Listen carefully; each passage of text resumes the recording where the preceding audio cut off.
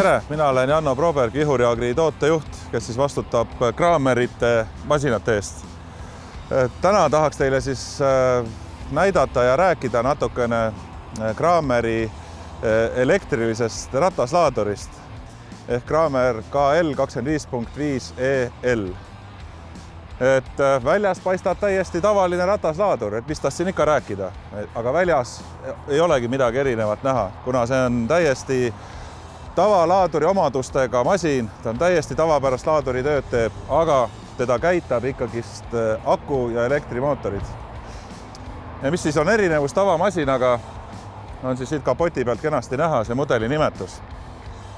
Ehk tavalaadur oleks 25.5.E ja elektrilise tähendusega on siis see E-täht siin ja L tähendab omakorda, et on ka pika laaduriga masin, mis siis võimaldab virnastada üle kuskil 3 meetri kõrgusele ja hõlpsasti täita ka söödamiksreid näiteks erinevate materjalidega.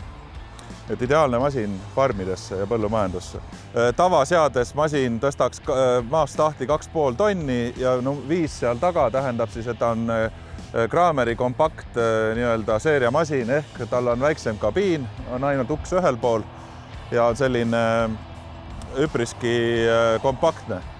Laius on tal siis olenevalt rehvidest circa 1650 mm, kõrgus on 2390 mm ja selle konkreetsel masina mass on siis 4350 kilo.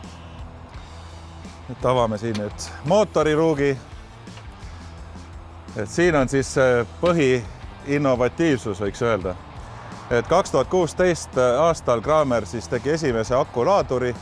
Praeguseks on neid toodetud mitusada ühikut ja kuna näiteks paljudes farmides on ka päikesepargid, siis on see ikkagi selline suhteliselt ökonoomne, vähest hooldust vajav masin, mida oleks siis võimalik hästi kasutada, kui on enda toodetud elekter. Ja mis mitte pole vähe oluline, on ka see, et ta ei tekita müra, talle puuduvad heitmed ja saasted erinevad, mingisuguseid katalüsaatorid asju tal ei ole, sest tal pole sisepõlemismootorit. Ehk ta on loodussõbralik, keskkonnasõbralik ja kui on loomade söötmine, loomade seas ta peab sõitma laudas, siis ta ei häiri ka loomi nii palju, kuna ta on ikkagi tõsiselt vaikne. Ma mainin, et ta praegu tegelikult käib. Et müra reostust kui sellist ei ole ja kui näha on, et siis ka mingit vibratsiooni ei ole. Ja selline suur aku on tal, see on 80-voldine 416 ampertundi.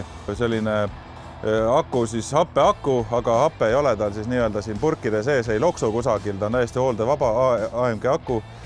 Ja happe on siis sellistes immutatud klaasriide patjade või mattide sees. Ehk siis kõik on turvaline, kõik on siin ilusti paigas, hooldusvajadus talle otseselt puudub. Ja sellise akuga siis on võimalik töötada 3-5 tundi, olenevalt siis töö intensiivsusest järjest ja laadimisaeg siis hiljem on selline 6-7 tundi. Ja me siin näeme ka kaasas on tal 2 sorti siis laadimiskaableid. Tal on ka siis sisse ehitatud laadija integreeritud, et ei ole eraldi mingisugust suurt kolakat vaja kuskile vedada. Et see võiks olla siis kõige tavapärasem laadimisotsik juhedal 16 amprilise laadimisvooluga siis. Ja lisaks on tal siis ka olemas teine, mis on siis selline väiksema pistikuga, ka 16 amprit. Ja siis laadija ühendamine käiks tal siis siia pistikusse, see on tal see laadimismoodul. Ja võib ka laadida vähem kui 6-7 tundi, loomulikult ta ei saavuta siis oma sellist maksimaalset laadimisastet ja pärast ei saa siis 3-5 tundi tööd teha, aga kui on kiire ja laadida 2-3 tundi, siis ta ikkagi saavutab selle 50% aku mahutavusest ja on võimalik temaga siis, usun, et paar tunni kindlasti töötada. Et selle masina puhul siis ongi kõige olulisem võib-olla natukese mõelda läbi täpsemalt, kuidas võiks töö olla tehtud. Et ehk kui on selline vahetustega töö, nagu võiks olla piimafarmides, kus hommikuti on söötmine mõned tunnid ja õhtuti on söötmine mõned tunnid, siis sellesse tsüklisse võiks ta ideaalselt sobida. Ainuke asi, et operaator ei tohi unustada siis laadima panna. Siis aku elueaks loetakse see 5-6 aastat ehk siis 1100 laadimistsüklit. See nüüd ei tähenda seda, et see aku oleks pärast 5-6 aastat 1100 laatimistsüklit kõlbmatu või ta ei toimetaks, see tähendab seda, et 80% on säilinud aku mahutavusest. Ehk siis on selline 20% langus siis 5-6 aastaga toimunud. Paneme mootori kaputi kinni ja loomulikult, kuna siin ei ole sisepõlemismootorit, on selle masina hoolduskulud ka ikkagi suhteliselt olematud. Et siin on ainuke asi, mis on 1500 tunni pealt on 40 liitrit hüdroõli vahetada. Mootori õhufiltrid puuduvad, kabiini õhufilter on ja suuresti see ongi kõik. Ja loomulikult silladetailid, et kui on mingisugune käänmiku osa või midagi sellist kulub läbi, et seda ei tuleb ikka vahetada, aga mootoris siin puudub hooldusvajadus. Ja mis on veel oluline on see, et ka ta ju kütust ei tarbi. Ehk siis, kui võtta selle masina töötund, arvutada need tavalaaduriga kütusekulud, hoolduskulud ja võtta siin see elektri tarbimine, siis see vahe on kordades soodsam. Konkreetselt siis sellise elektrimasinaga töötamisel. Nagu ma enne mainisin, masin praegusel hetkel juba töötab. Et sellist hästi vaikset võrinat on kuulda, aga suuresti, nii ta on. Et ütleme, et ta on esialgu ikkagi väga harjumatu, et nii inimestele ja tõenäoliselt ka loomadele, et nad ei saa aru, et nad ei kuule masinat, võib-olla loomad ei oska ka eest ära minna, aga ma usun, et see on võimalik ka lahendada näiteks lisavarustusena saadava siis helisignaaliga, mis töötaks siis mõlemad pidi liikudes, hakkaks siis andma signaali, et masin liigub.